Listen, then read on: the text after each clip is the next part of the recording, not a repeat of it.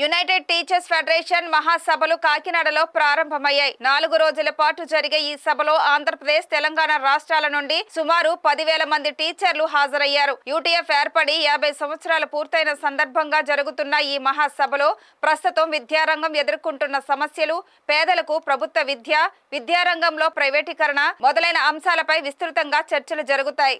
ప్రభుత్వ విద్యారంగ పరిరక్షణ కోరుతూ ఈ మహాసభలలో చర్చలు జరగనున్నాయి.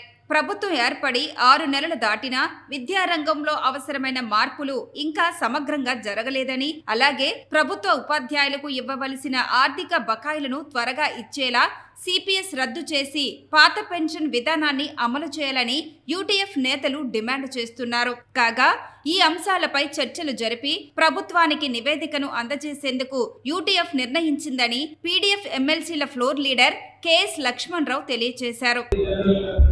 నేను K S Lakshmanarao, progressive democratic front శాసన మండలిలో పీడీఎఫ్ ఫ్లోర్ లీడర్ని.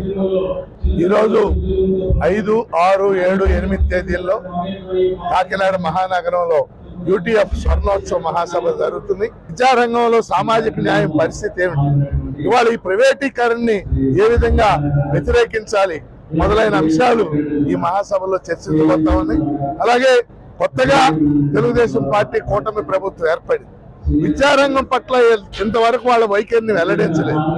లోకేష్ బాబు ఈరోజు విద్యాశాఖ మంత్రిగా ఉన్నారు. విద్యారంగం, ముఖ్యంగా పాఠశాల విద్య సమగ్రమైనటువంటి నిర్ణయాలు ఏమి చేయబోతున్నాం అనేది ఇంతవరకు వాళ్ళకి స్పష్టం లేదు. అది స్పష్టంగా ప్రకటించాలని కోరుతున్నాం.